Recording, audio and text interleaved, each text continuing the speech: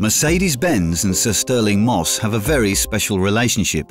At the age of 25, the British driver had already claimed victory at the Mille Miglia with the famous number 722 in a Mercedes-Benz 300 SLR. The reason it's called 722, people don't really understand this other than it's a fantastic car. It's because my car started at 7:22 in the morning. In other words, 22 minutes past 7 a.m. The flag dropped and we went down the ramp in Brescia and then started on the event.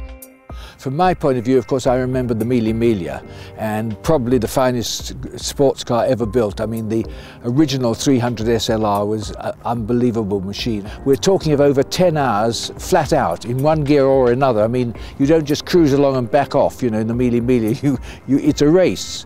I mean, to go 1,000 miles around Italy over rough roads and smooth roads, speeds up to 180 miles an hour. And luckily I was a lot younger then, and you know, the adrenaline gets going, because when you start catching other cars, you see them on the road. I mean, we're talking of 700 cars to pass. And you see them on the side of the road, some of them burning, some of them you see them in the distance and you catch them up. I mean, it really was a most wonderful machine to drive. Not easy, but very rewarding. And still today, the enthusiasm this British driver holds for fast cars and motorsport is undiminished. Well, motorsport has changed enormously. Of course, one of the reasons I started in motor racing was because it's dangerous. When you're 17 years old, you know, the idea of doing something that's dangerous, people say, God, you must be brave and all that. You know, that was part of the attraction. I race because I love racing. I race because there are pretty girls around. I think there still are probably, but you know, as a sport, it was something very special. I never ever raced with a seatbelt on in my life. Today, I can understand the cars are that safe. Obviously, you strap yourself in, you don't want to get out. In my day, because fire was 50% chance of any accident, you wanted to get out of the things. And now, thank God, I suppose, motor racing is really one of the safest sports going. I mean, it's amazing what these cars are made of, the impact they will take, the whole thing. But I think in making them that safe, it's lost something, there's no doubt. This year, Sir Stirling Moss celebrates his 80th birthday. That he can still move with considerable speed is proven when he takes a Mercedes SLR McLaren Roadster 722S out for a little test drive. The way in which the racing legend took the 650 horsepower hypercar through the corners showed he is far from frail. When it comes to driving ability, however, there's only one name as far as Sir Stirling Moss is concerned.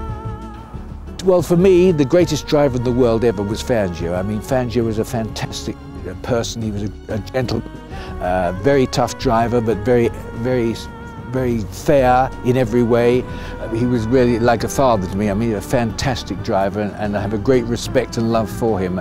But he'd get in the car and he could make it go, and he was really good, and you could follow him and he'd show me, let me follow closely and so on. And no doubt, I mean, tremendous talents. I think Senna, another enormous talent, who unfortunately died, of course, but the aspect of drivers between themselves was quite different. In my era, we'd have meals together.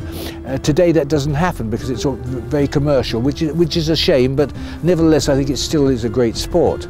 And to see young men like Vettel coming along and demonstrating how skillful he is, and Lewis Hamilton obviously, coming through karts, that is, of course, is a great help to these guys.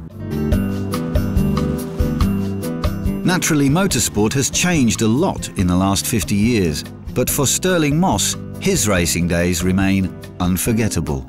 Racing each week meant you had 3 days really, one to race and 2 practice days each week. Then in between that you'd have days testing out various things like maybe new fuels or new shock absorbers or something like that, tyres or what have you.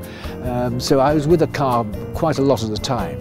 I didn't do any keep fitness at all because I was racing every week, so I was very fit. I mean, that's just because it takes quite a lot out of you. If you do a 3-hour race, you know you've had quite a good workout, I can tell you. One's social life was terrific. I mean, I was allowed to do whatever I liked as long as I turned up in time for practice and race.